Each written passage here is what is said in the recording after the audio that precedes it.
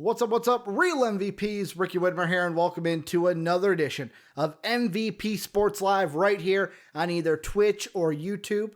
I'm joined, as I always am, with my beautiful co-host, Dave Oster. Hey, everybody. Dave, it's like I told Sobe, beautiful Tuesday. How you doing on this beautiful Tuesday? It was a beautiful Monday. Now it's beautiful Tuesday. Same shit, different day, man. It's Groundhog's Day.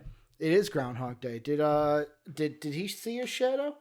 I believe so. I think whatever the one for more winter, which no shit, it's going to be 4 degrees for the Super Bowl here in Chicago.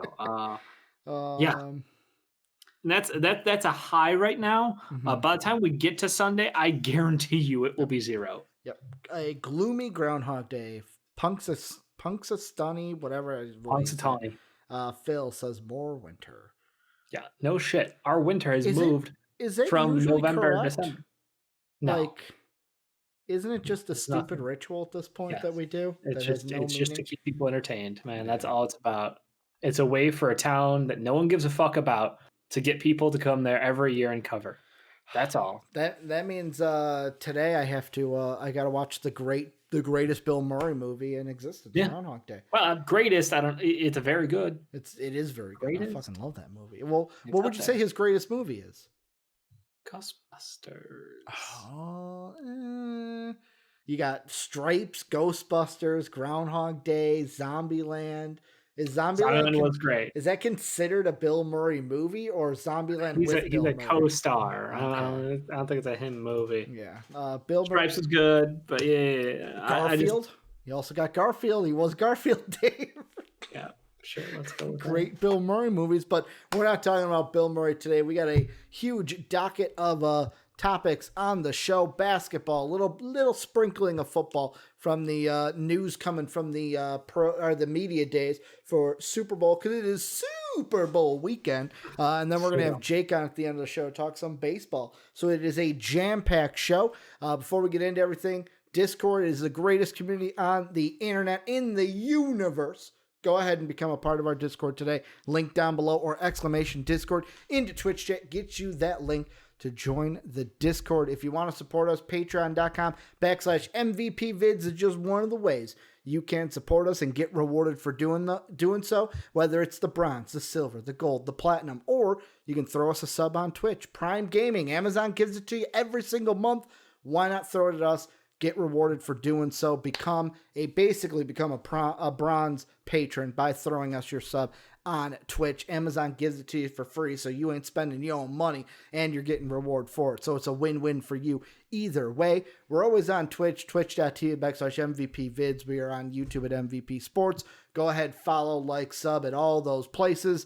Dave, the first thing I want to talk about the show, a little bit of pre-show action. Did you hear the news today? The little rumblings today? College football, EA Sports is back, baby. They're bringing it back. But is it? They're bringing it back. College football, not NCAA. College football. But is it? Because there's no likenesses. There's no names on the backs. You're just random guy on random team now. But, let's be honest. It was never They never had the names in there anyway. Right, but you knew who you were playing as. Yeah, I mean, for me, though, it's the greatness of, I know that we already have the people that come up with the draft classes for Madden, but I would always do the thing where I would play First off, I would start with my franchise. I would name every single top player or every player that would go in the first 3 rounds. I would sit there and manually put in their names so that I would have them. I would play my dynasty like I usually do, and then export those classes to Madden. So when I played my Madden franchise, I was drafting these guys, and I basically have draft classes for the next 5 years. That's pretty cool. I'll be honest. I'm just a little concerned because, EA, Madden 21, known to shit the bed, and under deliver multiple years in a row now. Yeah. So sure, but don't get your hopes up. That's where I'm at with this game. Is this will not be fucking NCAA 14. This is not a masterpiece. I mean, were the NCAA games ever really a masterpiece, though? I think a lot of people really fucking enjoyed them more than Madden games. They really enjoyed them, but go back and watch the graphics for Go back and watch the graphics for the It's last not about the graphics, one. Ricky. You give me fucking guys who look like they're out of Minecraft. I don't give a shit. Exactly, that's my point. The graphics, it's how the game plays. Which it's the game modes. It's the logic behind some of the shit going on in the game. The dumb shit that you just can't control. Yeah, which I don't know. Maybe I'm wrong. I feel like with Madden, they're trying to like do these crazy things to make it so realistic. College football, just give me what you gave me before, and I'll be fucking happy. Good luck with that. That's definitely known to happen. The game comes, just give me what I want out of it. Give me what I want, and I will give you my money. It's a relationship that should work. I'm going to be positive with it, Dave. I'm going to try to be positive because I am just excited that EA finally has announced that, hey, it is coming back because I have so many fond memories of playing it. But the real first topic we have on the docket is a little NBA. Some trade rumors, Dave. We're talking about Lonzo Ball because we know how much... No, we're not talking Lonzo Ball. We're talking Andre Drummond because you know how much Dave wants to talk Lonzo Ball trade rumors. God. I almost put it on there, Dave. Lonzo Ball to the Bulls. What are we giving up for him? Because we haven't talked about that enough. But this comes yesterday during our show. Hoop Central on Twitter report Andre Drummond is highly unlikely to remain with the Cavs beyond the trade deadline via Amico Hoops, where Amico Hoops, if you're wondering, is Sam Amico. He is a founder writer for 480minutes.com, writer of The Outkick, and also has covered the NBA for Sports Illustrated, Fox, CBS Sports, and the Boston Herald. So somebody who is not Woj or Shams, but also has covered the sport. So take that with a grain of salt where you may. But Dave, I still wanted to discuss because I'm on the side of I don't need a report to tell me. I knew that fucking Andre Drummond was not going to be on this team past the deadline. The Cavs would be idiotic to not have, or basically by having him on the roster by the end of the year, they're idiotic.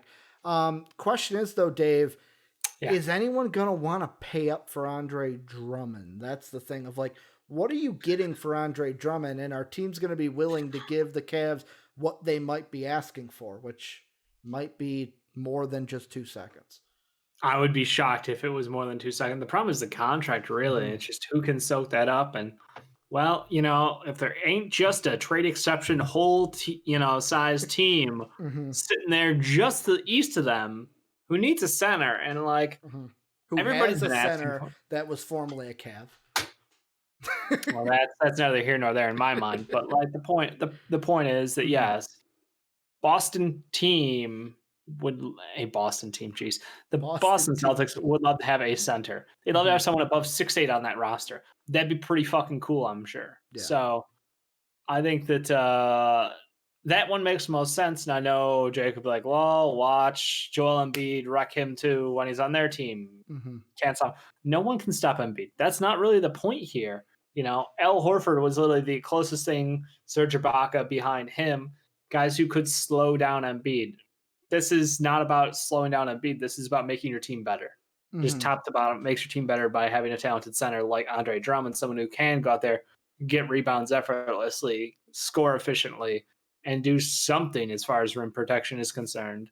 I know he's not fantastic. He's not, all-world defender out here, but it's an improvement over what you've got. So I think that's the obvious landing spot everybody wants to point there. We even joked about, hey, maybe the Celtics should go get Horford back from the Thunder at some point. But no, I mean, it's just we've known this is happening. Like you said, it's not a shocker to anyone to hear. They've been looking to trade, Andre Drummond. Shit, they've been looking to trade Kevin Love too. Don't hear anything on that front. Yeah. Don't know why, because they are ridiculous with what they're asking for versus reality. And that's my concern here, Ricky. My concern is they're going to do what you've said about 1 billion times, and they're going to Paul Gasol the situation up. They're going to have someone who has value on the market, maybe, and shit the bed with it. And, like, the thing that I'm looking at here is I am throwing out this website not because of the good things that I see, but because of the god-awful things I see. You know how Sean, I'd bring up a fan-sided site, and Sean would be like, that's a trash-ass trade? Yes, I see this, and yet again, this website probably pays so much for SEO, because whenever I type in NBA trade rumors, they pop up. but the trades they put out there are so god awful that it's like this site should just be burnt to the ground. What's the site? I need to know now. NBA Analysis Network, where I've heard of them. Yeah, I want to throw. They have 3 not for trades. good reason, like you said. They have 3 trades for Andre Drummond. I want to criticize them because let's hear it. The first one's the Charlotte Hornets. Which, first off, why would the thing with Andre Drummond? I understand. The thing with Andre Drummond is I feel like I'm only trading for Drummond if I'm a playoff team, because who's going to want to sign him long term? Like, I think a lot of teams would be interested in him long term, not for $30 million long term. And that's the thing. Like that's I don't think he thinks he's getting $30 million a year ever again. That's not fucking serious. No, that was Detroit got backed into a corner and they done fucked up. So, I think that he's going to get a $20 million a year contract, probably, maybe the 15 to 20 range, but I'm guessing 20 to 22 if I'm being realistic. Do you think he would sign long term with the Hornets? Why not? For him? Okay, I'm just asking. I don't understand the reason why to not sign with the Hornets, because they're the most exciting team in basketball, Ricky. The Charlotte Hornets are where it's fucking at. They are. Have you not been watching lately? But this trade boggles me, because the Hornets would be giving up Cody Zeller, Miles Bridges, their first round pick next year, and a second round pick this year for Andre Drummond. Yeah, no way. I'm giving up. I'm sorry. Did you say they're giving up a first round pick to get Andre? Yep, the 2022 first. Zeller, Bridges, a first next year, and then a second round pick this year, which would be Brooklyn's pick. Now, I have to ask the writer for this article: has he seen basketball? Brett Siegel is his name. Has he seen basketball? Has he watched any games in the NBA? Does he have any concept outside of that's a name on a team? Because the value associated with a name differs depending on the player. You know, the contract size doesn't always mean they're the better player. Yeah. I mean, we should cover some of these basics for people in case they don't. And I have my concerns after hearing that trade and the values associated, thinking that Andre Drummond is worth all of that. Yeah. When not really. Yeah. Not really fucking close. Yeah. Remember what they had to pay to get him on that Cavs team? Basically nothing. Dave, it gets better. Essentially fucking nothing, Ricky. It gets better. The second How does team, it No. It gets tell better. Me how... It gets better. Second team is the New York Knicks, Dave. I will ask you this first. If you are the Knicks and you're trading I gotta take a sip before I spit this out. So you just hold that thought real quick for me. Well, I was going to ask you a question before I reveal the trade. Okay. Yeah. Okay, I'm not going to spit take. So the question I'm going to ask you is, if you were the Knicks, let's say the Knicks were trading for Andre Drummond, what would you be giving up for Drummond? You know what? That makes perfect sense, because the Knicks just don't have enough centers. That's what we've always said about the New York Knicks.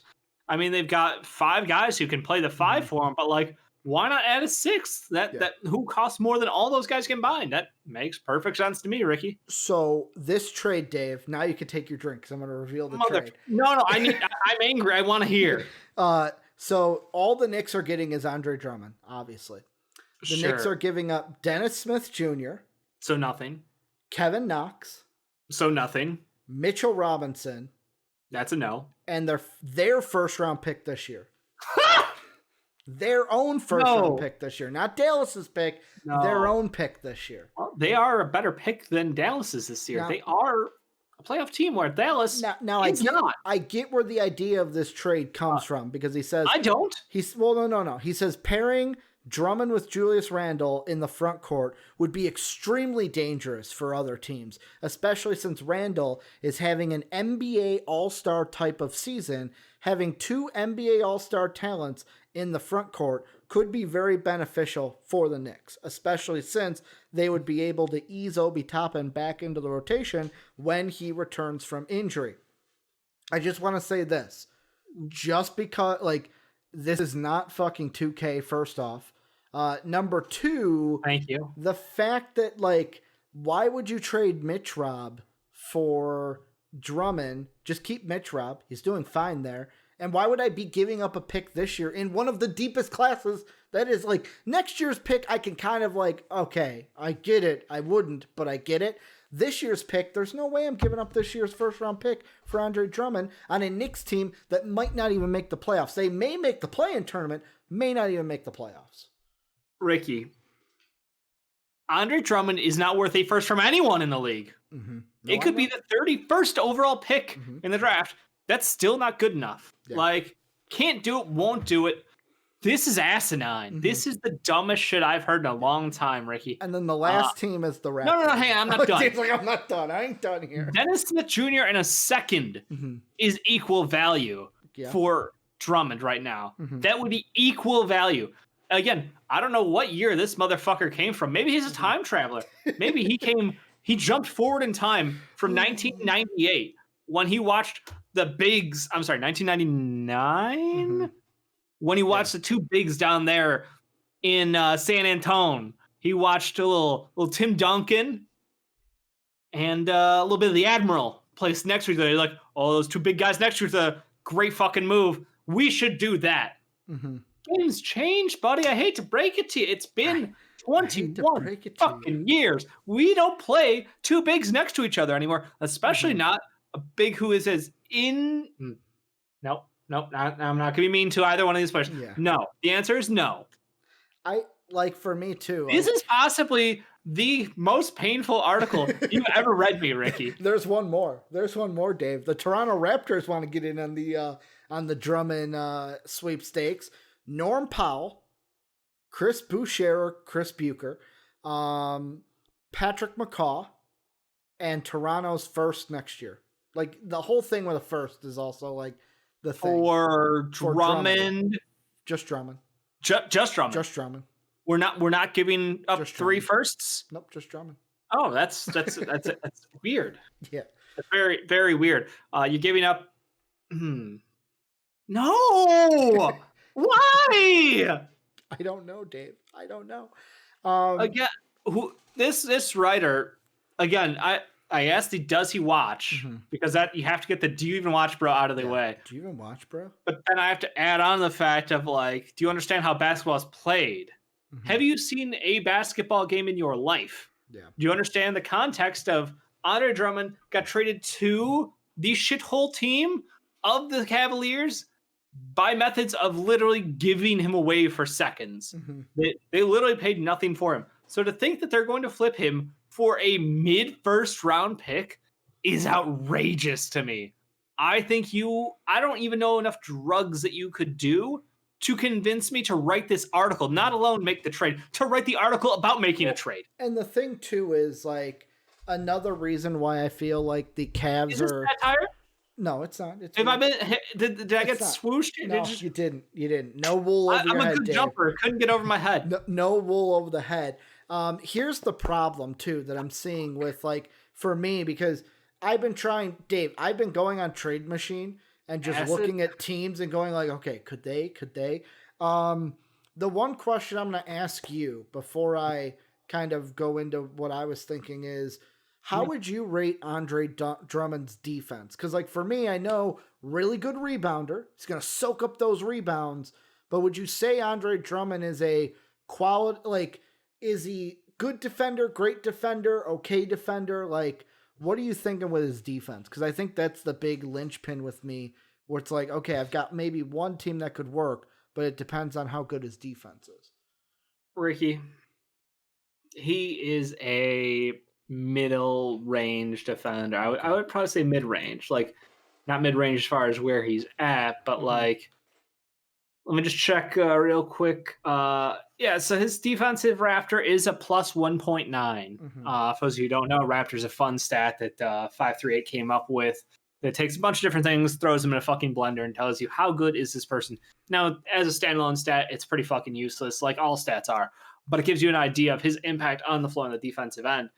And yeah, he is slightly above average. That's where I figured. Yeah, it's the, I don't want to say he's like a B minus, as far as centers go. Raptor can favor centers pretty easily. So I would probably say, yeah, he's in middle of the pack, maybe slightly above average. He might be the 15th best center defensively, somewhere in that range. He doesn't, I don't know, doesn't move the needle a ton. He's still a big improvement for teams who don't have centers, like the Raptors, like the Boston Celtics.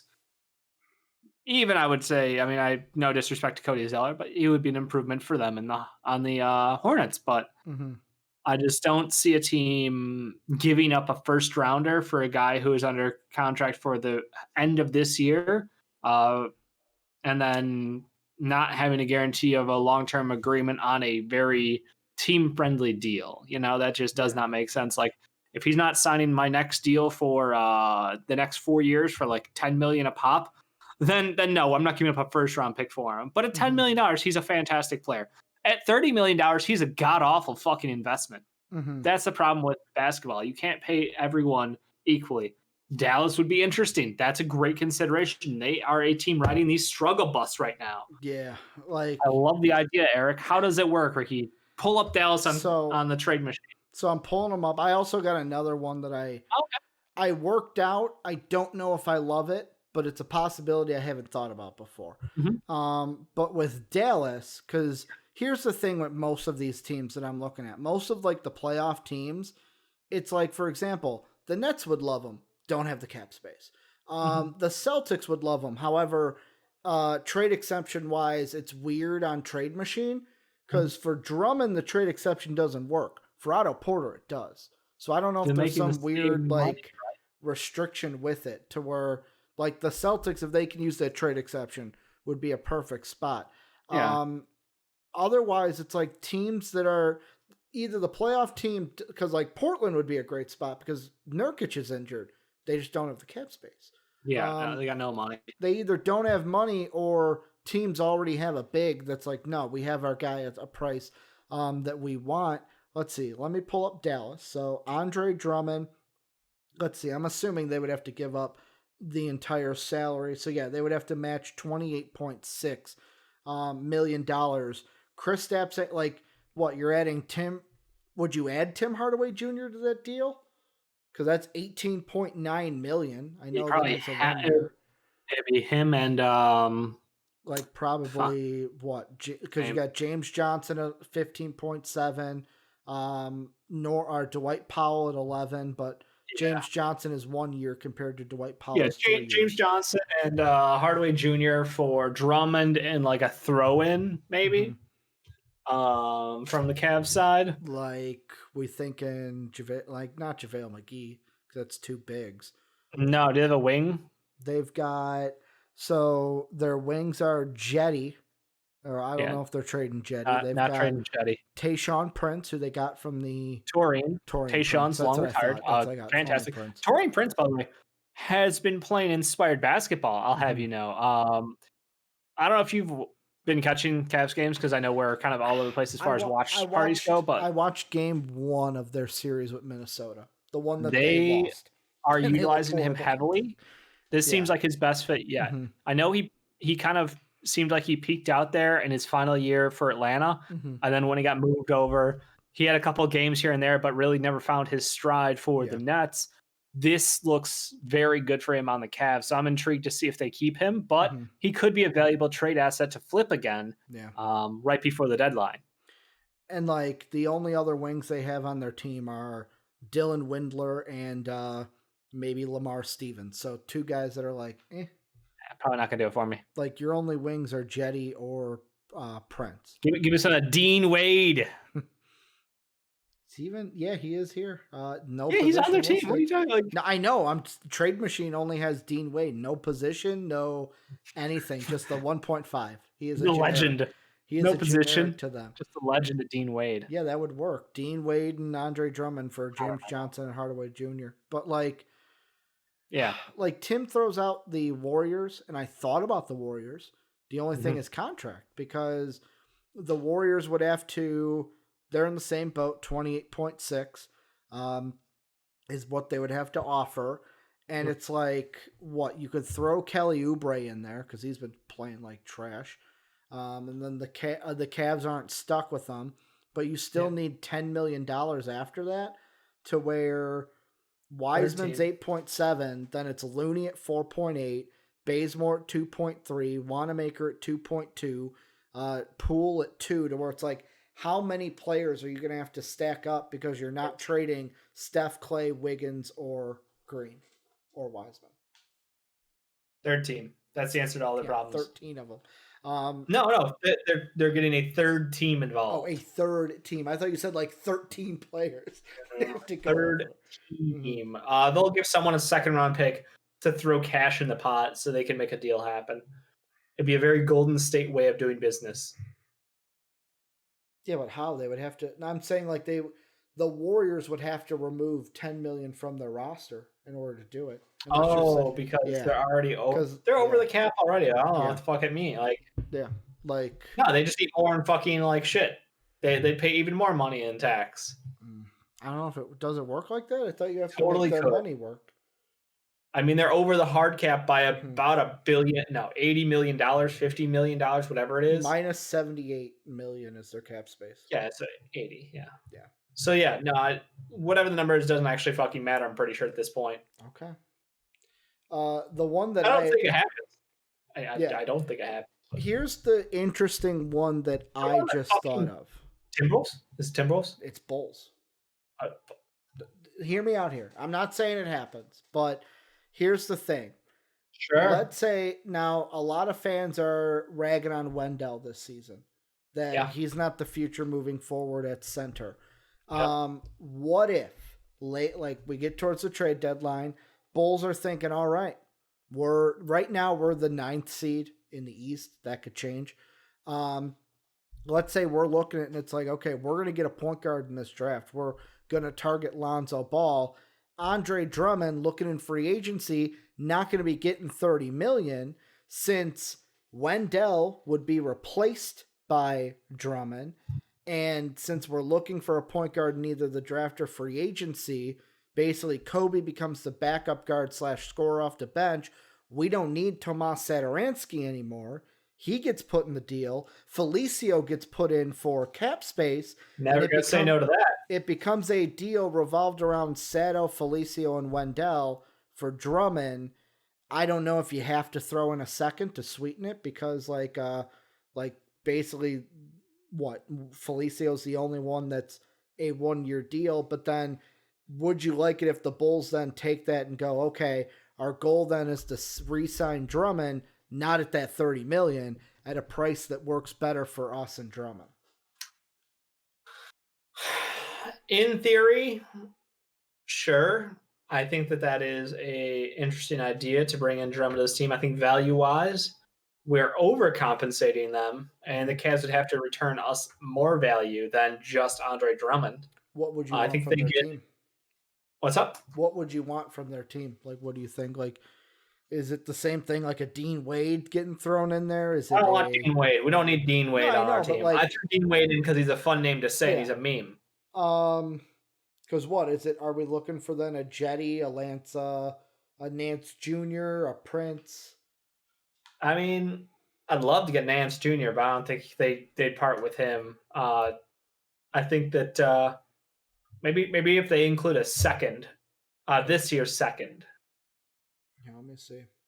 Yeah, because again, in theory, actually it might be more than that. Because I keep saying in theory, hypothetically, Wendell Carter's still worth a lot of money because of his young age and his contract control. So I don't think that I think Wendell for Drummond in a vacuum, you'd look at them as Wendell has more value than Drummond. Any way we could swindle a lottery protected first next year out of them. Yeah, I mean, sure. Sure. Cleveland already hates me, but yeah, I'll just say sure.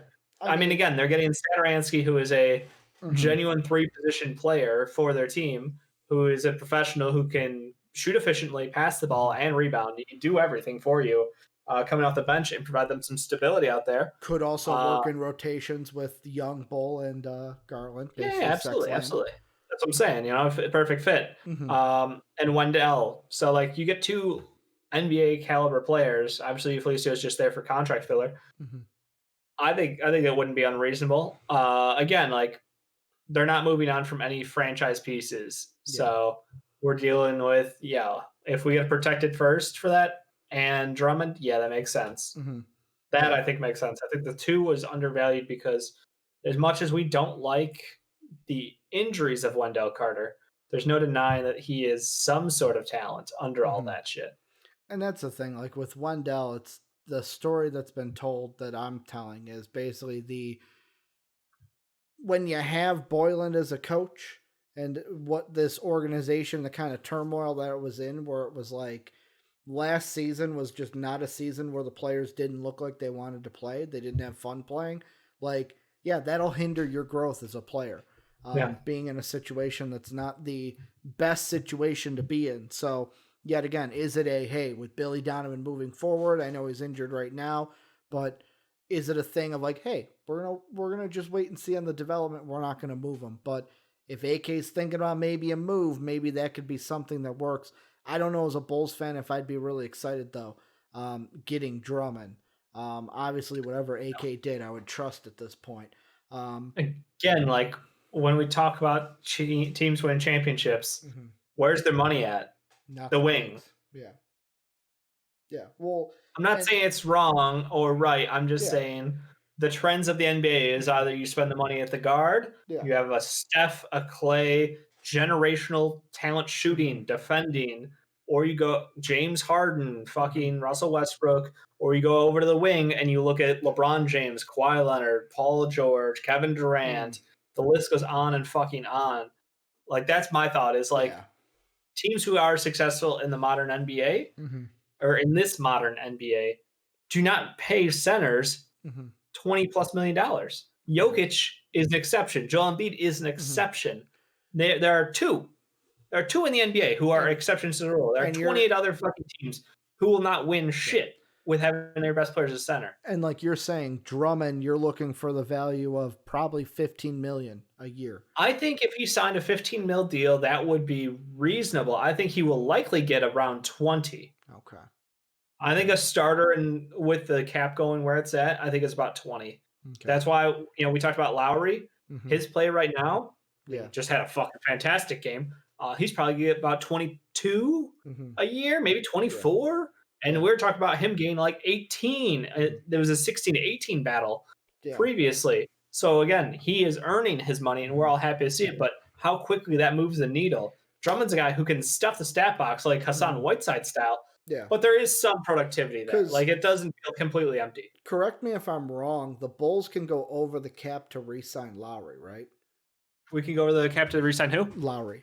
Like, because we own his rights. Yeah. If we traded for Drummond, we'd be able to do the same thing because we traded for... Correct. We would own his rights, yeah. Because the way I'm looking at it is, if you're going to give Lowry his 20+ because of his play, go ahead and give it to him. But then, how does that pairing work now? Do you think Lowry and Drummond? Do you think it doesn't work? I don't know. Because there are some people, too, that think that maybe they've liked Lowry playing at the 5 this year. At the time that we've done it. When he's successful, he's hitting both outside and he's going into the paint. I like him having the freedom. And that's my fear is by getting Drummond, you're going to close off the paint. Yeah, and it just, to me, it depends on where we're going to fall in the draft, too, because if there's not a way we're getting Suggs or Cunningham, like, why would there's no for sure we're getting a point guard then in the draft. So for me, it'd be like, I'd want to keep Sato, but it's just a thought that I had. Other NBA news that I wanted to segue over into is injury news, Dave. Aaron Gordon was announced yesterday that Aaron Gordon will be missing 4 to 6 weeks of the NBA season. He suffered a sprained left ankle per Shams in the game against the Toronto Raptors on Sunday. While bringing the ball up to court, he limped to the locker room and was seen on crutches with a pretty swollen ankle after the game. This is a Magic team, Dave, that right now, if the playoffs were to start today, they would be just a game shy of being in the play-in tournament. So right now, everything is close. They're a game away from being in the play-in tournament, really a half a game away from being in the play-in tournament. They're 2 games back of being the 8th seed and being a playoff team that would be in that playoff tournament. How much is Aaron Gordon's absence the next 4 to 6 weeks going to hinder, because I think it is going to hinder the Orlando Magic playoff chances? I think it hinders them 0%, Ricky. Okay. Because they're not a playoff team. Okay. Because they haven't been a playoff team. Okay. Because they lost their best player before the season started, because they lost one of their top young rising stars shortly after the season started. Aaron Gordon is someone who, yes, he is a good but maybe underwhelming wing guy who is now in his prime, who has not lived up to the expectations that we all thought he was going to take another jump and be a 20, 10, and 5 kind of wing out there dominating the league. He's not that guy. He is a good defender. He's a good scorer at times. A little inconsistent, but he's always athletic. But it doesn't fucking matter because the Orlando Magic aren't a playoff team. Yeah. Like that's why this means nothing. This is a nothing burger to me. Okay. The Orlando Magic are a cursed team. That's what this means. That is another Magic player who goes down with another large injury. That is what I'm afraid of. If I'm on that team, like, the fuck is going on around here? They had, Jonathan Isaac last year. You've got Markelle Fultz this year. Last year. But last season. In the bubble, you have Jonathan Isaac. You have in the last 6 months, they've lost, Isaac and Fultz. Now it's like... Good news is, you know who's healthy to play today in their game? The guy you like, Chuma. Chuma KK is Chuma's back again after his short injury. He is healthy and ready to go. It was on Roto World that he'll be active for tonight's game. I mean, he will get some minutes. If you're in fantasy, you pick up a Chuma KK like that. Yeah. He will get minutes now. I'm excited for that. But Vucevic is one man. Yeah. He is the most consistent, underrated center in the NBA. He gets you points. He gets you boards. He will shoot threes. He can facilitate. He can do everything. But he's an anchor of an empty boat. Like, you got Terrence Ross every other 3 nights popping off. Cole Anthony shoots about 20% from 3. That ain't going to fly. I mean, again, it's a young team. The expectations were if they were healthy, they could make some noise. Yeah, they are the opposite of healthy. They are the antithesis of unhealthy. The reason why, for me, I was like, this is kind of a big deal, to where you say nothing. You say nothing burger. For me, I say something burger, because how's that? In my mind, you look at the bottom of the East, and it's like, it is so compact, and like how we talk about the top of the standings or middle of the standings, where we're like, everything's going to be smashed this year, to where it could be 2 games in between, like a couple of 3 spots. I think it's 1 game between 3 and 8. I'll be honest with you. That's where I'm at this point. I think strength of schedule is a deciding, right? Or is it conference? I think it's strength of schedule. Quote me if I'm whatever. It's literally going to be a 1 game difference between 3 and 8. Like, that's how close this year is. It's so tight. If you're thinking about that on the top, it's going to be the same on the bottom. You know what I'm saying? So, like, for me, the expectations coming into this year for this team was, my high expectations would be, let's at least make the play-in tournament. Like, if this Orlando Magic team made the play-in tournament, that just gives you to, like, okay, then we have a chance to make some noise and maybe earn a playoff spot in the play-in tournament. Now, because of this injury and all the other ones that they do have, the Fultz one plays into this too.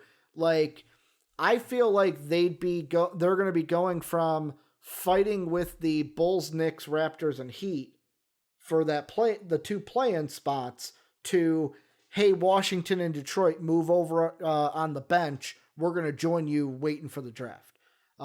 That's just how I see it, to where they would go from a team that, hey, we're keeping a game or 2 from this play-in spot. Maybe we can sneak in, to, well, we're looking for the draft now. Like, there's no way we're going to make that play-in spot, because 4 to 6 weeks also, in case you're wondering, is if he comes back 4 weeks, basically it would be March 2nd. So no matter what, he's missing the rest of the first half, because there's no way I'm bringing him back Wednesday, March 3rd, if he is able to, just for 1 game before the All-Star break. No, that would be unlikely. No way we're seeing him until the earliest is the beginning of the second half. If not, it's around March 16th will be the return if he takes the full 6 weeks. And the trade deadline is when again? Remind me. The trade deadline, NBA trade, I think it's the end of March. Okay. I think it's like a week after that. Trade deadline is March 25th at a 2 p.m. Central cutoff. So Chuma KK has till March 21st to decide if he is going to be the starter for this team moving forward. That's all this comes down to. Aaron Gordon was named who has been floated around every free agent or every trade market, I should say. Someone who has value to multiple teams. He was someone who I think a lot of people would have liked to see, Kelly Oubre swap for previously. Hey, we don't like this guy. You guys are underwhelmed, but at least you can get free of this situation. Like, I think he's someone. Oh my God, could you imagine if the Nets found a way to make that deal happen? If the Nets could get AG, that team's already ridiculous. Like, that would be amazing for them. So no, this has not. I don't give a fuck about the playoffs. As the Magic as a team, you're going to fight to win games. Don't get me wrong. You're always going to try your best to win games. But at some point, the season is what it is, and 3 of your best 5 players are injured. 3 of your best 5 players are injured now. So I just don't see it happening, Yeah. I don't have faith in the team. I don't think they're a good enough team to beat out a lot of these teams who are underperforming. Like, do you think that the Miami Heat are a better team than they are? Yes. Like, that's I want to have this conversation. They should be a better team. No, just fuck that. Not even shoulds. Are they a better team? The answer is yes. Yes. The problem right now is people are so overreacting to what we've seen in this very shortened season. The injuries, the COVID cases, the effects of COVID on these players. I think that there are so many teams who are unless you're the Memphis Grizzlies. Well, that's it. Memphis took a couple games off, and now they got a superpower where they can't fucking lose. They've had the superpower since before. I'll have you know. They were good before. They were a playoff team before the COVIDs. Playoff team after the COVIDs too. But yeah, it's just people want to overreact, and I think that one of our favorite segments, Oakleys or Folkleys, is probably going to make a comeback this week. We're about to talk about a lot of teams in the NBA because I think there's a lot of teams that on the standings are not where you would expect them to be 20 games into the season. Yeah. So I think that would be a fun discussion because I think this is a situation where you are on the side of upside and push for potential and growth, and I'm on the side of your team's fucked. Let the kids play. Like, if I'm not seeing, a ton of minutes out of their young kids, then we're wasting our time here. Like the Orlando Magic tonight, I'm going to check in 60-64 with the Raptors, holding their own.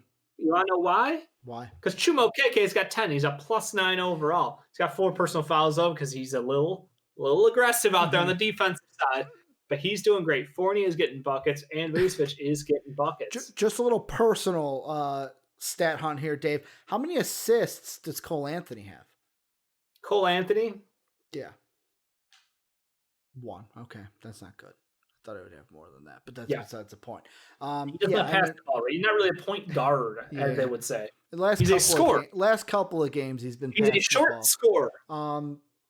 It's just with this team before the injury, it was, and even before Markelle Fultz's, it was like this season, with everything so close, let's go for that play-in tournament. But like now after this, there's no way they're making the playoffs. There's no way they're making I would be on the side of you. Just let the kids play. If you lose, you lose, because that's what's going to happen when half your team or half of your starting lineup is injured. Wait, that was months ago. Fuck that. I was like, why is Mo Bamba not playing still? Like, I don't get that shit. Like, he's active. I didn't see anything about him on the injury report, but like, Mo Bamba should be getting like 25 minutes a night. Like, I understand Vucevic is a stud and like your best player by far. But Mo Bamba is now in his 3rd year. Yeah. And we've seen as much Mo Bamba as we have Wendell Carter Jr. That's not a good sign. Yeah. But Dave, it's going to bring us into our favorite segment that we love to do each and every day, and that is Wet Boys, the dampest of dudes, soggiest shears, moistest of men, sometimes the mistiest of misses. These are our players of the day from the day prior. How it works is Dave gives a wet boy, I give a wet boy, and then the patrons at patreon.com/MVPvid silver and above get to give a wet boy as well, get to vote for a consensus wet boy each and every day. Dave, I'll ask you, who is your wet boy for February 2nd, 2021? Well, Ricky, it was a tough one today. Was it? I wanted to give a dry due to the refs for ejecting Marvin Bagley for jumping up and down over a call. Literally, the man jumped up, spun in a circle, and they teed him up and threw his ass out of a fucking game. Refs have been soft this year. SAWFT soft. I could not agree more. Ricky. This is so fucking ridiculous. The NBA commish. I need Adam Silver to get on the mic tonight. Yeah. Apologize and say he will do something about this. Because if this is becoming the no fun league, I want to fucking know about it because this is bullshit. If you can't celebrate or show any emotion, this is a fucking children's game, people. I don't give a fuck if you jump up and down in a circle to get the emotion out that you can't believe how horrible of a call that was, which it was a bad call. Like, that's fine with me. How is it disrespecting the game? Like, all those old-timey commentators who are like, that's just terrible of him showing emotion out there like that. He's got to know how important that is for his team. Fuck you. You're the problem with this sport right now. These fucking refs who have the high horse and going out there and throwing people out for having emotion, showing emotion. It's absolutely ridiculous. The commentators who are backing up the dumbass calls. Same thing. You're just as bad as them. But I digress. Stephen A. But I digress, Skip. Because I'm here today to celebrate the moist one. He is... the original I praised him yesterday. The original and then he one-ups himself from his previous performance and takes over this game, hitting every three he could possibly take. I swear, the 4 missed threes didn't actually happen. He was 9-9 from the field, in my mind. He's a hero. He is why the Hornets won the game. He hit a clutch 3 to tie the game up going into overtime. I think there was only like 12 seconds left or something along those lines. It was hype. And again, the moist one, the guy who's not worth minutes. Remember, coaches don't like him down there. He's not worth the minutes he plays. Not worth the minutes, Dave. It's just absolutely not worth fucking ridiculous. Can't find the minutes. How poorly his career's been mismanaged. But yeah, the namesake. Thank you for letting me get that out. I'm sorry. Like, the first one really bugged me. I was excited that the namesake was getting a wet boy because, Dave, there's something special with each of these wet boys today. They are all NBA players that are getting their first wet boys of 2021. Nice. All of these were off the board. Mine is a player from the Western Conference, Dave. This is a player that had been out with an injury for a little bit.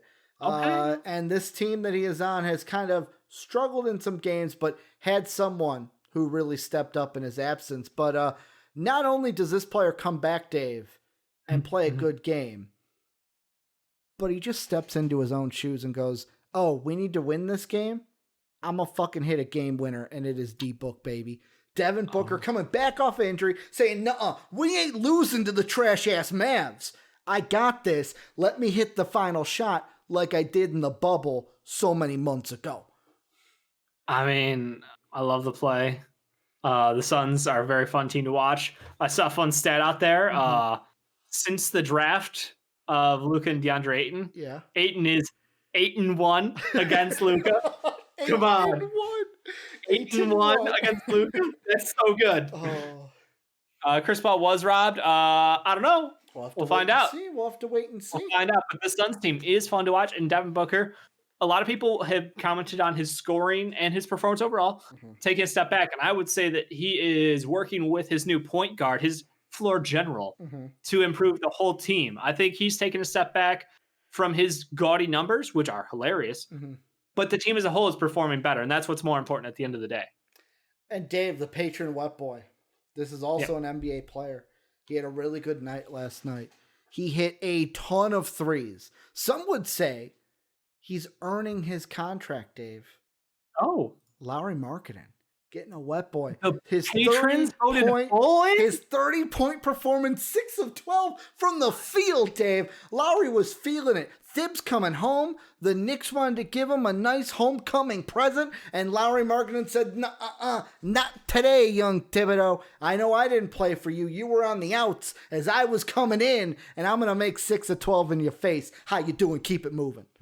I like it. I'm good with the Lauri Markkanen. Jake's very not good. He thinks CP3 was Jake robbed. wanted CP3 to get it, but this is what happened. This is what happens when there's a tie, Dave. Either you or I get to vote and break. I voted the last tiebreaker, so you got this one. I got this one, and then it allowed me to then go with D-Book because I was torn between D-Book and Lauri. I was torn. I understand that completely. I do. I think Lowry's a great pick, though. I think that we have all been happily surprised by Lowry's performances this year. when he's in there, he feels like he's getting aggressive. Feels like we get to see the fun Lowry that we thought we drafted. Thought we drafted, yeah. Not the Lowry who's told to stand in the corner and shut up. So I'm excited anytime Lowry gets some love, and I'm good with this one. And Dave, that leads us into our next topic. But before we get into our next topic, we have to talk about something very special. The sponsor of today's show, Manscaped. Support for MVP Sports Live is brought to you by Manscaped, who is the best in men's below-the-waist grooming. Manscaped offers precision-engineered tools for your family jewels. Manscaped is trusted by over 2 million men worldwide. Join the movement for all your below-the-waist grooming needs, because, Dave, we talked about the moist one, Malik Monk. See what I did there? Moist Malik. Didn't mean to say that. Sorry, Malik. But you don't want to be moist down there like Malik is. And, when you got all that hair down there, it's hard to dry it out, Dave. That's why you got to get the Lawnmower 3.0, baby. It'll make you so smooth that you'll just want to sit there and rub your balls all day. Which, hey, some people might do anyways. But if you want to go ahead and do that, go to manscaped.com. Use the code MVP. You can go ahead and get yourself 20% off and free shipping. That is 20% off and free shipping. Use the code MVP at manscaped.com. Your balls will obviously thank you. And Dave, I got to rant for a little bit. This next topic, you, before the time, was like, oh my God, you didn't do it exactly like this, but I'm going to over-exaggerate. Oh my God, why do we got to talk about this? I put this on the rundown sheet, Dave, because I need to this is now the second day that this has been brought up, and I need to set the record straight, Dave, because first off, and I'm looking at my phone here because I got to pull up a tweet that I pulled out yesterday. First off, Danny Amendola started running his mouth yesterday on Around the NFL, saying, here's the clip, here's the little snippet, Tom Brady is the Patriot way, and that's the reason why Tom Brady's in the Super Bowl right now and the Patriots aren't. I took this personally, and I'm not even a Patriots fan. And I took Belichick personally. I took it very personally. I tweeted, Dave, tweet number one. Number one, Patriots had numerous players, especially defense, opt out this season.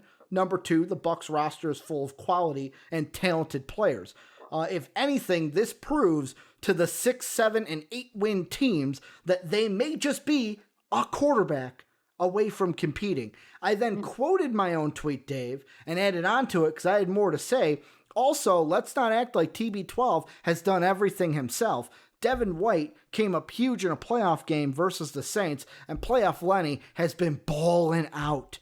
TB12 helped the Bucs become a playoff team, but the entire team is why they are in the Super Bowl. Also today on the DP show, Matt Light, who was a center, offensive lineman for Tom Brady and Bill Belichick during that decade, was asked by DP, is it Belichick or Brady that is responsible for the Patriots' success? He immediately shot that down, Dave, and said that it basically stupid question. They're basically making DP backtrack of like, okay, let me ask you this one, and this is the question I'm going to ask you, is if you are a rookie coming into the NFL, who would you have rather have on your team? Tom Brady at quarterback or Bill Belichick as your coach? Tom Brady's my quarterback. I'm winning a Super Bowl probably, or I'm at least going to the Super Bowl apparently. Okay. So that makes a lot of sense. Mm-hmm. Bill Belichick is known for not having fun. His team hates him, and the only reason they like him is because they win games. But without Tom Brady there to win games, is it really worth dealing with Bill Belichick's very strict style of coaching? I mean, the year Tom Brady got injured, Matt Light brought up, we had a really good year that year. Went 10-6. Playoffs. What? They did not make the playoffs. That was because of a tiebreaker thing. They did not make the playoffs, so Ricky. And that at the end of the year, would I rather be on a bad team in like Arizona, where I'm having fun, making money, living my best life down there, having fun? Kyler Murray's my quarterback. Yeah. We got a great head coach who very fun, very young. Mm-hmm. We got a great relationship. Or being over there in New England, freezing my fucking balls off, playing for a coach who hates fun. I think I'm going to choose the fun one if I'm not making the playoffs, I might as well have fun doing it. See, I just like, and I agree with the Matt Light thing of like the whole 10-6 thing to me. Like tiebreakers can happen no matter who you are. You go 10-6, that's a good football season. Also, like I see all these comments about Brady Belichick, and there's a part of me that goes, why are we throwing Bruce Arians under the bus, or basically throwing him under the like, oh well, he doesn't fucking matter because like the Bucks. You're telling me that Bruce Arians has nothing, like there's nothing that he did that made this team successful.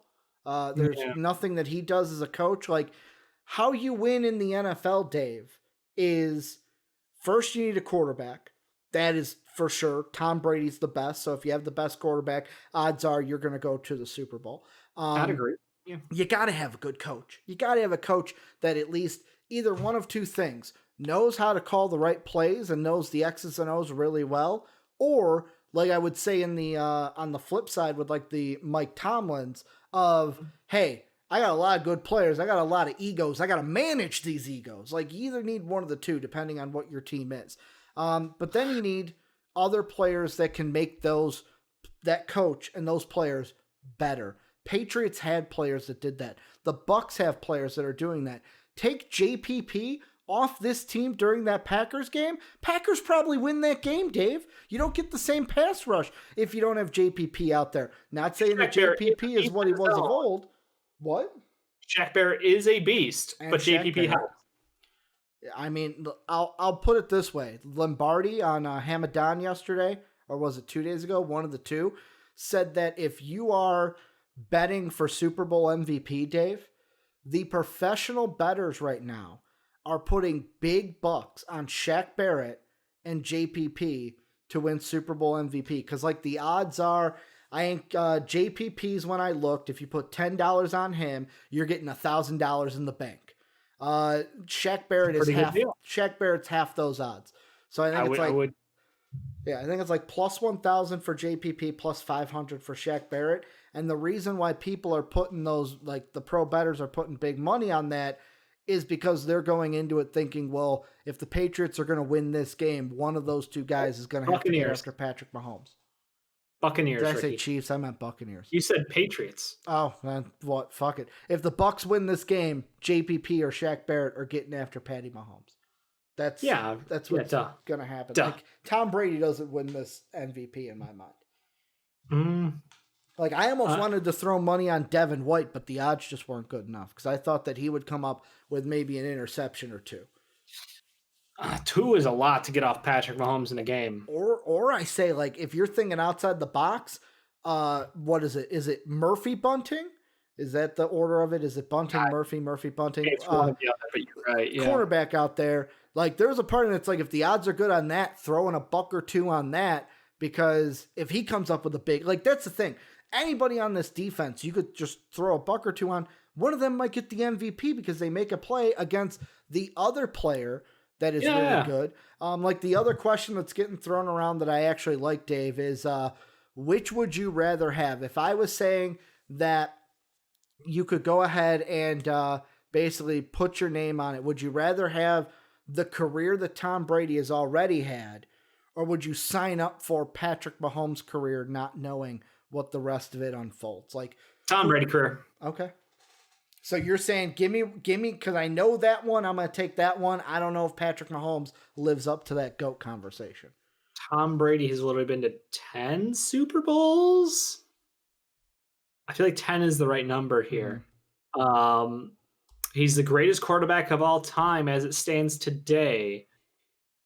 And he is married to Giselle. So, like, we're talking football, Dave. We're not talking off the field. We're keeping it on the field, Dave. Keeping it on the field. Hashtag on the field. You know better than that, Dave. I thought I could throw that one in there. I could just. I mean, to be honest, though, Patrick Mahomes, like, he's doing well for himself also. Like, I don't know Patrick Mahomes' situation out there. His girlfriend is very attractive, I will say that. Okay. And they're expecting, so congratulations to Patrick Mahomes. One's a supermodel who's also a billionaire. Don't have to be a supermodel to be attractive, Dave. That's the thing. No, I'm not saying you do. I'm just saying by the standards of average attractiveness in the public. And you are right. This Sunday is Tom Brady's 10th Super Bowl. Yeah, I'm taking that guy. I don't know. Patty Mahomes already has 3 years? 2 and 4 years? 2 and 4 years, right? Has it been 2 and 3 or 2 and 4? One of the two. Like, odds could be good for Patrick Mahomes, just saying. Right. But are the odds good that he will make it to 10? That he will win 7 of them? Like, it's very hard to top Tom Brady's career. Oh, I would say nigh impossible. Mm-hmm. It is an insane thing that he has done, and I think that people are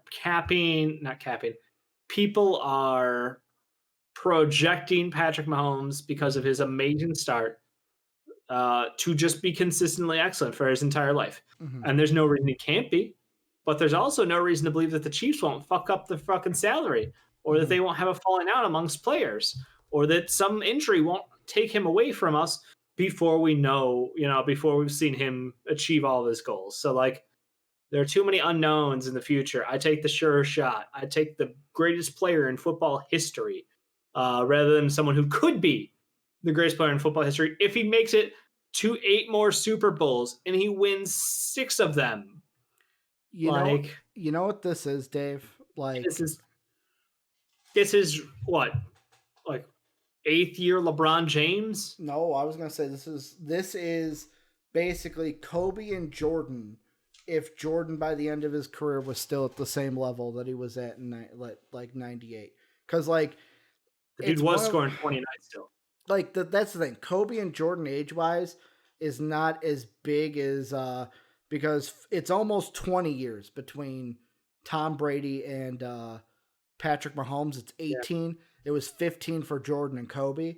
Like, that's the thing. At first I want to say, oh, it's like the LeBron Jordan debate if we could actually see them on the fucking court at the same time. Right. I don't know if this is also us trying to like forcefully inject a GOAT versus future GOAT discussion. I mean, like, Kobe's not even top 2. Some would say he's not top 3. Yeah, some would say that he's not even top 5. I've seen. Well, that was egregious and wrong, but Dave's like, I don't co-sign that one, but like, do not. Patrick Mahomes is going to be a great quarterback. Yeah. Do we know if he will beat Tom Brady? No, we'll have to wait and see. Like, that's the thing. Where part of me feels like Patrick Mahomes could be, like, if I'm hedging my bets and saying out of all the active players, who's got the best bet to be the GOAT, it would be Mahomes. But yet again, it's like, I don't know, what Brady's been able to do, it is really, really fucking hard to do. Really hard to do? It's been impossible. Like, the kind of success you need to have is impossible. It's incredible. So, no, I think that's... I respect what they've both done in their careers. Mm-hmm. And I appreciate what Tom Brady has done for us. The older I get, the more I love what Tom Brady has done to keep himself in top shape, and the fact that he's able to compete at the high level he is, even with his cult following of the TB12 program. Don't care if the man lives off avocados for the rest of his life. If we get to watch Tom Brady play football more, I'm happy to see it. All that avocado ice cream, you know what I'm talking about? It is. Absolutely is. Did you see the interview? I think it was yesterday on the Penn McAfee show where the Bucks coach was like, yeah, I'm not looking forward to the offseason because I guess Tom looked at him during the season and was like, yeah, this summer, this offseason, you're working with me. We're going on the TB12 together. Well, I mean, you heard his sick way of getting out of workouts, right? That was Gronk. Yeah. Oh, I'm sorry. Yeah, that was Gronk. Yeah. Gronk wearing doing them all on the same day with different shirts. Just change the shirt and record it and like, here's my sprints from Monday. Here's Tuesdays. Here's Wednesdays. Here's Thursdays. Do you think any other players like thought about that with this? If he did it, any others did. Yeah. That's yeah. No knock on Gronk saying he's not smart. I'm just saying, like, if there's an easy way out, we're gonna find a way to do it. Yeah, it's always a lazy man's mind. That's who you want for efficiency. World. Yeah, I can run sprints 10 times today and not for the rest of the week, or I can run it 1 time each. Yeah, no, I'm good. Well, Dave, it's been a great show. I hope Jake is sitting there waiting to come on because he seemed a little upset that Chris Paul, Jake, he can't hear me. He's deaf. And Jake. No, I can hear you. Jake, I will let you plead your case. Why did Chris Paul deserve a wet ball? Apparently on this show, we just ignore the first 3 3/4 quarters because Chris Paul had 34, 9 and 9. Is a wet boy not also if he has a terrific shot? Yeah, but how about the guy who actually put him in position to take that shot? Good Chris point, Paul, good the entire point. game, Well, the best player on that team. Chris Paul's the Scottie Pippen, man. Scottie don't get no respect. Oh No no, that means respect. no. That means Devin Booker will be the Michael Jordan, and we're not doing that. Jordan hit the final shots. Pippen was We're the not one that doing put him that. there. I mean, he has some. So did Kerr. Or are you saying that Devin Booker's the Steve Kerr and CP3's the Michael Jordan? Let's go with that. Let's go with that because Chris Paul Paul. very wrong. Chris Paul was amazing last night. Dave's bye, like, David. Dave's like, I'm getting out of here before we start talking about baseball. Jake, how you doing today? How you doing? Oh, I'm just great. Just woke up from a nap. Nice. long day at work. So here we are, 8:00, waking up from a nap. Never a better feeling. It's never a better feeling. I actually woke up today and I think you ever get a Charlie horse in your sleep, like in your calf? Oh yeah. Usually they wake me up to where I have to stand up and go, oh my God. I think I was so knocked out that I did all that without realizing it. Cause I don't remember getting up to stretch out my calf.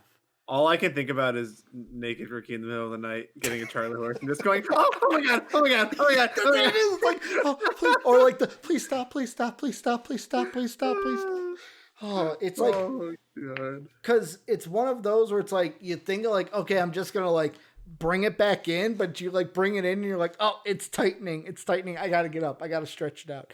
That is so bad if you listen to that out of context. But Jake, we're having you on to talk a little bit of baseball. We're talking about Arenado. If I Arenado. There you go, man. Nolan Arenado is the card.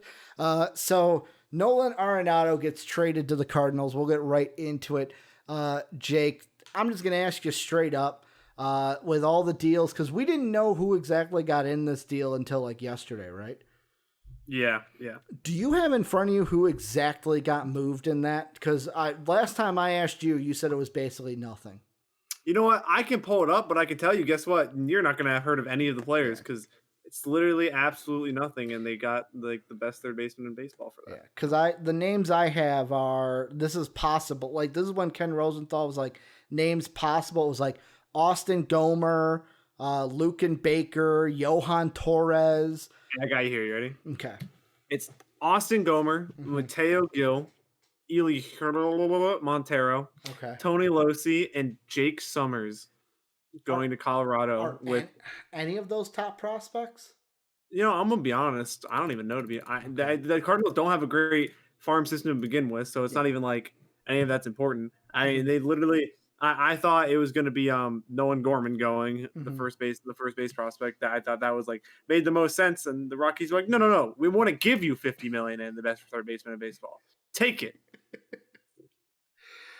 And the funny thing is, we talked about the Cardinals last week, and that whole Reds debacle. Which guess what? They didn't get Didi Gregorius, so I guess it is a bust for the Reds.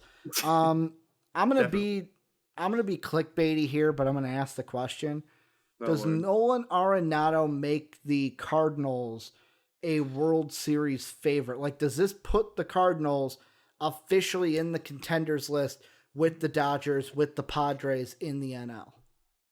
I'm going to say no. I'm saying that they are going to be in that second tier. You still got the Padres and the Dodgers are in their own tier in tier one. And I think you go below that and you kind of got Cardinals, the Braves, the Nationals, all the. I might put the Braves up in tier one. Okay. Maybe I got to see how they played at the beginning. Of the Braves fans are going to be mad if we don't put them in tier one but they're not going to beat the Dodgers because they always lose to us.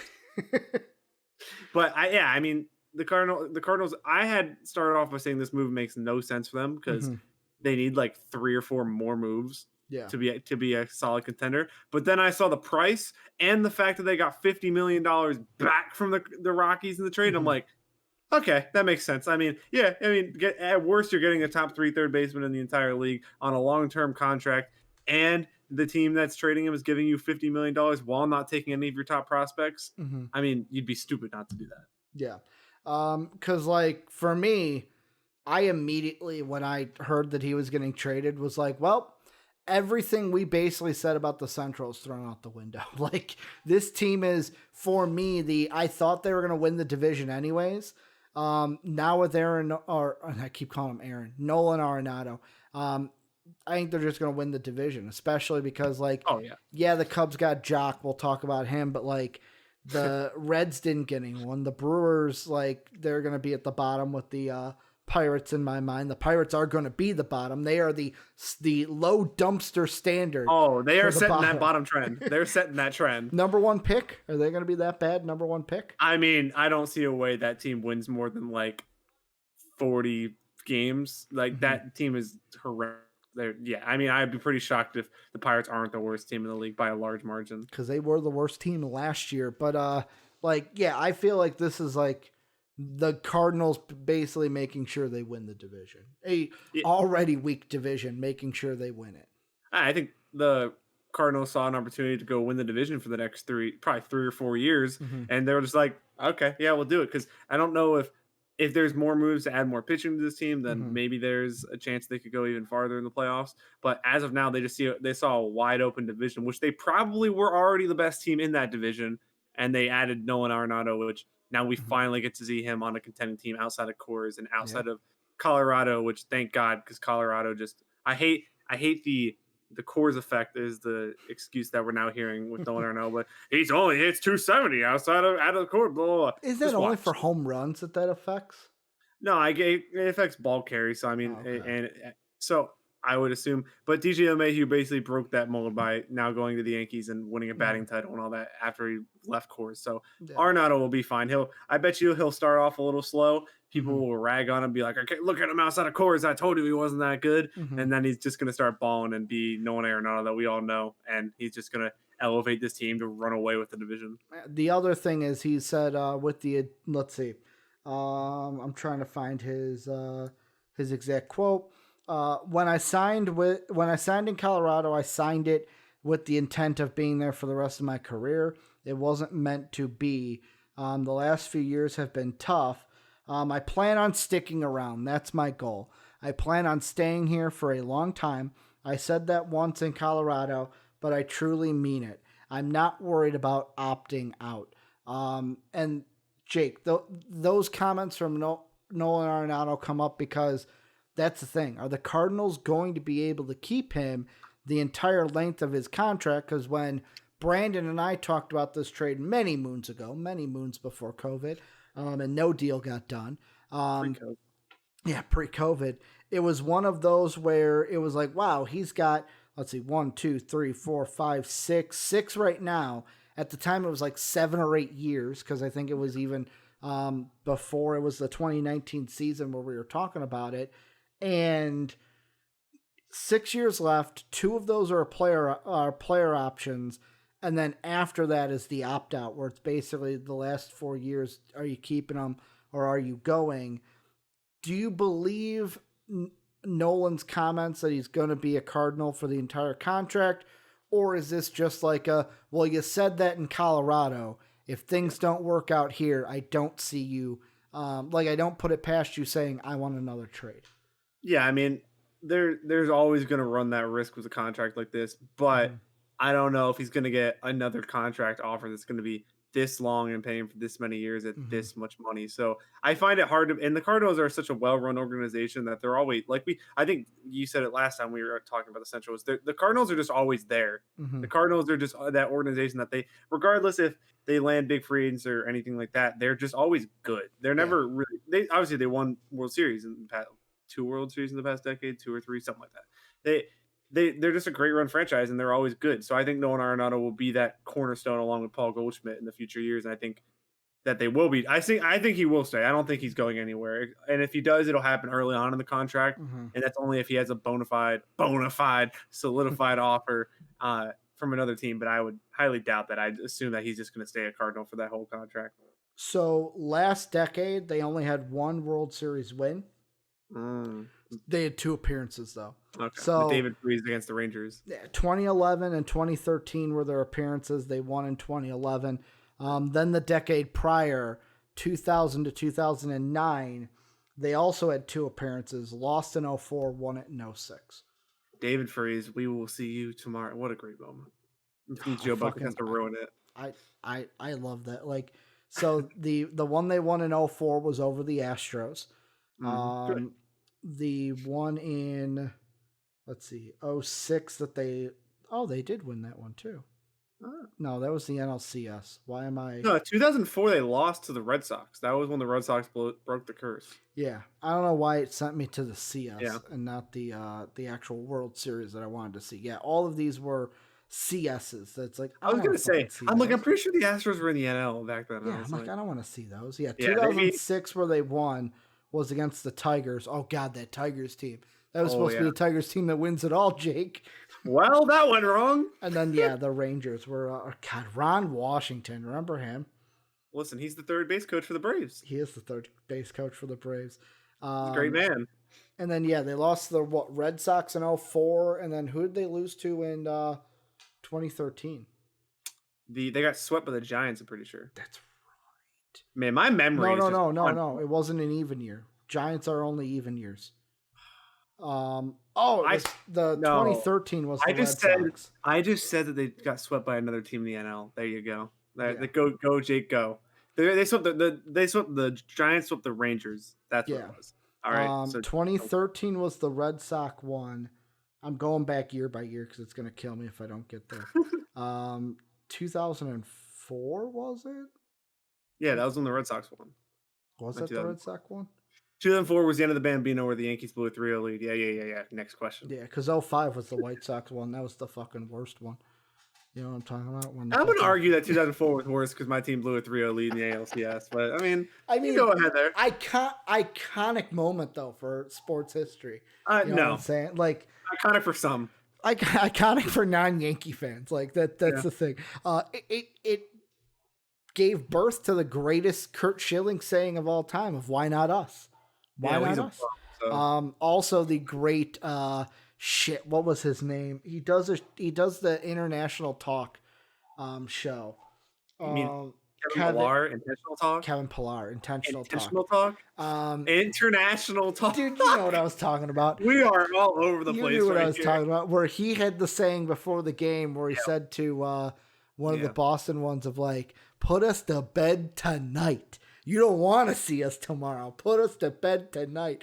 Thanks for having me, Ricky. Dave Roberts. Jake, Dave Roberts. We will move on, though, to my team, the Chicago Cubs. They went ahead and made a move, I guess.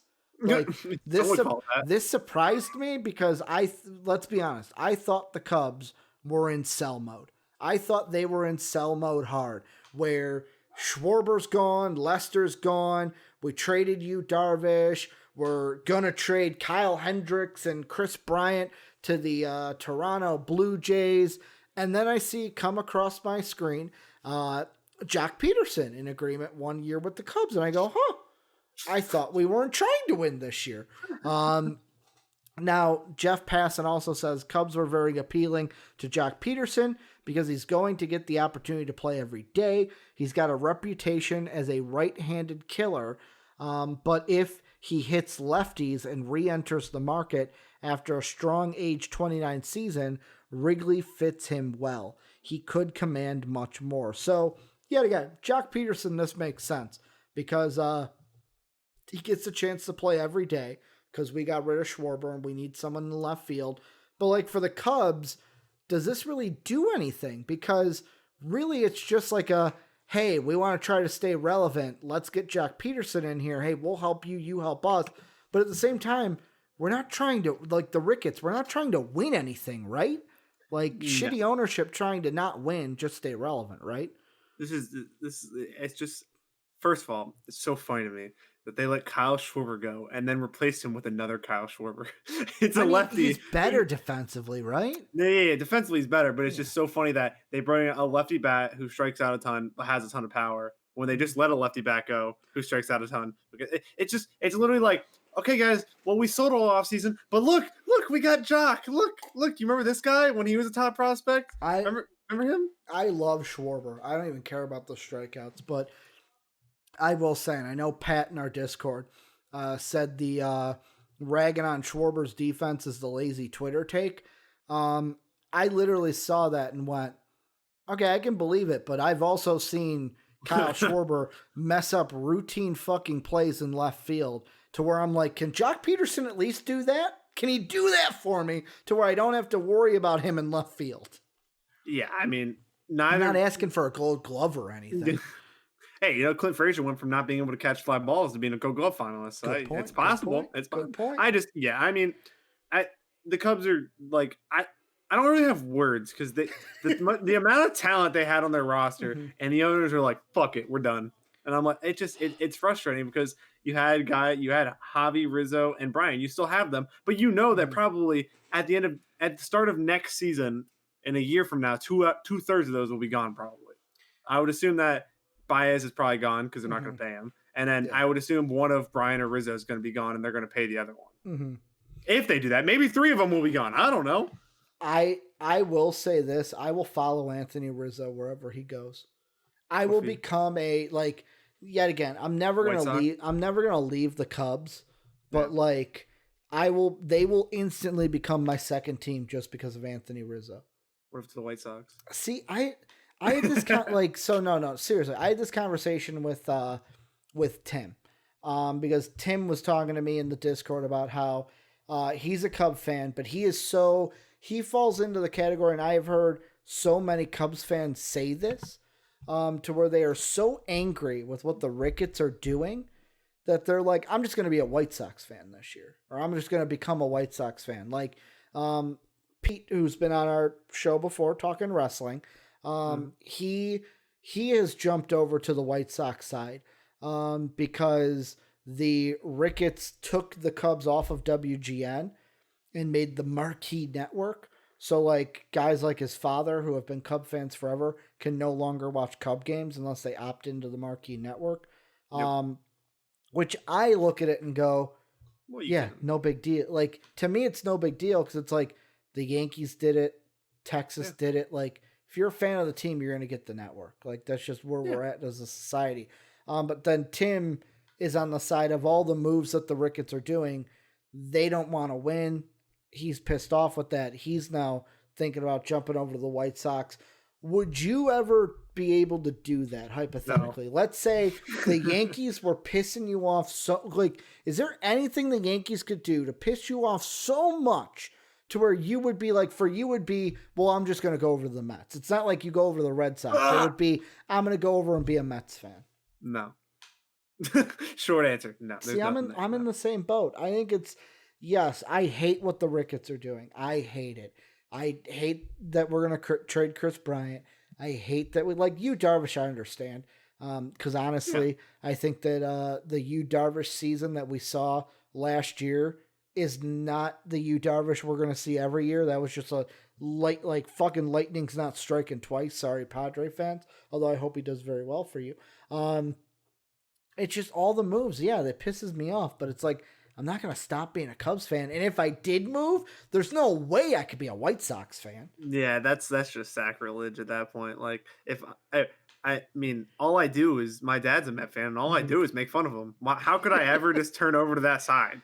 They're always going to be our little brother. And regardless, whatever the Yankees could do to piss me off, the Mets would never be the best team in New York, so it wouldn't matter. Yeah. So why would I go over to root for them? Is there a team that if you, let's say the Yankees were blown up and never existed again, is there a team that you could switch to? Because for me, I had a hard time. Maybe I would choose the Oakland A's, but yet again, I'm just signing up for more misery at that point. No, yeah, I told you. If the Yankees just evaporated and never existed, I'd become a Dodgers fan because all they do is win. Well, I mean, all this their ownership does is try to win. I'm not going to set myself up. If I was to switch teams, I'm never going to. Yeah. I would never set myself up to lose again. I'd be okay, what's the team that's best put in, or the Padres? I love the Padres because I love Fernando Tatis Jr. and Manny Machado. Yeah. And I want to throw this out there because Tim says in Twitch chat he doesn't appreciate the dragging that I'm giving him.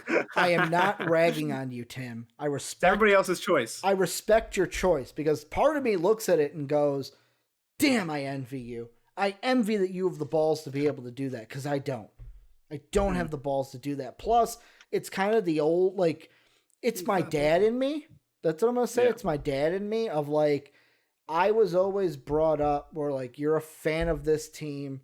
That's your team.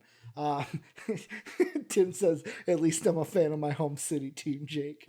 Jesus. Well, which one? Because there's multiple ones. You do have a lot of transplants except for the fucking Sixers. I do a lot of transplants, but I root for all my teams and I don't switch teams. So I mean, Saints, Yankees, Sixers are home. Sixers. Do you have an NHL team? No, I don't care about it. You should join the Kraken with me. We should be Kraken fans. I'm down. Together. I won't watch the games, but I'll get a shirt. Also, I know this doesn't have to do with baseball, Jake, but my condolences to you for today. That was a tough game today for your other team. Can we not talk about that? I'm not. Just so you know, I accept if you want to blame me for the loss. Did you fucking bet on them? So Gumpy had Arsenal as a draw no bet, but he said it's a sneaky because they were like plus 150. And the fucking show, Ricky. He said Wolves hasn't been playing well, so they hadn't. They got absolutely bent over and dominated for 45 minutes, and then the ref decided, oh, if a striker winds his leg up and nips the knee of the defender, who's 3 yards behind him, it's a red card. Are you fucking dumb? I saw it, Jake, because what I did was I'm like, some of my 3 of my parlays. I'm like, I'm just going to make a second one and throw that Arsenal one in there because it's going to be gravy. And then I saw the outcome. So you just can absolutely blame me, Jake. Dominate the best 45 minutes of our entire season. Just because the referee can't. Okay. I mean, we use too strong words. I'm not going to say. I mean, it's okay. It's okay. I'll be okay. I'll be okay if you blame me. I'll let you get it out and blame me. It's all your fucking fault. Last thing I want to ask you about, though, Jake, that we'll have you on for is the Didi Gregorius news, because this was a topic we talked about last week, where it was basically we talked about, is it Didi Gregorius or bust for the Reds? Well, Didi's going back to the Phillies on a 2-year, $28 million contract. Before we get to the Reds, I will ask you, what does this mean for the Phillies? And how much of a win is it for the Phillies if it is a win? It's an absolute huge win for the Phillies. They literally didn't have a shortstop if they didn't re-sign Didi Gregorius, or at least they didn't have a good one. They would need a backup plan, is what Jake is saying. And they didn't have one pretty clearly, as their ownership has. They didn't hire a GM until like December. And so it's just, I mean, it's a great move all around. I think it was 2 years, $28 million, you said? Yeah. I think it's a great deal for Didi. He deserved to get paid, and he's a great starting shortstop in the league. And again, we talked about it was whoever didn't get him out of these 2 teams. It's a huge loss, and now the Cincinnati Reds. Good luck. Where do they fucking go? Like, that's the thing where it's like now they're not even going to lose out on Didi. They're probably going to lose out on Bauer because Bauer for sure ain't coming back. He ain't coming back. I guess they're going to play Farmer at. I don't know. It's going to be very ugly. Yeah. They traded for Kyle Holder, who's from the Phillies, who used to be in the Yankees organization. I think he's a shortstop, but he's trash. Yeah. So, I mean, if it's the Reds, they decided they wanted to compete, and then a year later, they were like, you know what? Never mind. We don't want to do this. So does this mean we can – because here's what I'm thinking. I know I can pencil in the Central right now. Cardinals will be up top. Cubs will come in second, but probably not as close as some would think. Reds will be in third behind them, probably closer to the Cubs than some would think. Brewers in fourth, Pirates in the dumpster in fifth. Yeah, I mean, it's literally like the Cardinals are going to be 1, and then good luck. That's literally what it is. Cardinals at 1, Padres at 5 for the 3 in the middle. Good luck with your season. Hope it does well. The Pirates at 5, not the Padres. Come on, Ricky. The Pirates. Padres. Dude, back in the day, Padres used to be a bad team also. Oh yeah. What's the saying? There's the Cardinals, then there's 3 levels of shit, and then there's the rest of the division. Because that's literally what it is. Oh, that's how it used to be too. Cardinals used to always run away with the division. Well, they're back. Hence why I hated them so much. But if I'm a Reds fan, I'm not happy because all the articles I read were basically Didi or bust, Didi or bust, Didi or bust, and it's like as soon as I saw that he went back to the Phillies, I was like, oh, no. I felt like a Red fan was like, oh no. Oh no! Oh no! Oh no! I have a buddy who's a Reds fan, and I told him before the offseason, you guys aren't going to sign anybody, and he's like, we're in. They said we're in the short. I'm like, you're not going to sign anybody. I'll watch. Gotta love that fan optimism, though. I'm trying to prepare you for when you don't sign anybody. Mm-hmm. And he's like, no, we're going to sign somebody. And then Didi, literally the last shortstop off the market, go into the Phillies. And I texted him. I was like, you want to tell me I was right now? Jake's like, I'll take that. I was right now. I like the I was right. Yeah, it's just, it's sad. Like, I'd be so frustrated with it if my team tried to compete for 1 year and then decided, nah, this is not for us. Because they were good last year. They wasted away Joey. They wasted Joey Votto's back end of his career. It's sad. Yeah. It's sad. It is what it is. Yeah. Also, they got that. Don't they still have that fucking? What's his fucking name? I had to get him in MLB because of his fucking. Aristides Aquino? Yes, his home run bombs against the Cubs. Where I was like literally watching those games. I was like, you know what? I'm mad we're losing, but I can't wait to get his fucking Topps card. Because I knew it was coming. I knew he was going to have a fucking card. Speaking of the show, we got our cover athlete too. Fernando Tatis. The cover looks fucking baller too. What do you think? It looks fire. Cross-platform this year. MLB, PS5 players will be playing Xbox players. It'll be great. Is that really how it's going to work? Is crossplay? Fuck. Yeah, it's crossplay. Fuck. So you might actually be good because you might be able to face some Xbox news. And it comes out on 420. News. It comes out on 420, early access 416. But is this 21, right? Yeah. Yeah. I was going to pull up a image really quick of it. It's fire. To show everyone. Yeah, there's the Euro Gamer. Come on, Euro. Oh, we even got a trailer for it already? Well, it wasn't an actual in-game trailer. It was just Fernando Tatis. The cover athlete. But yeah. There's that. That actually works good. Right in the middle. You can see both covers. Yeah, Fernando Tatis is fucking dope. I'm sorry, Fernando Tatis Jr. Because I know Dave gets angry when I don't put the junior on it. But Junior looks fucking dope. I can't wait for it. I hope, knock on wood, I have a PS5 for it, by the way.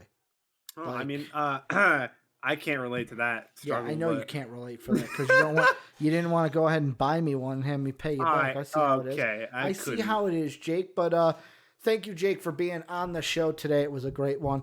Love talking baseball with you. We're gonna have to have you on again.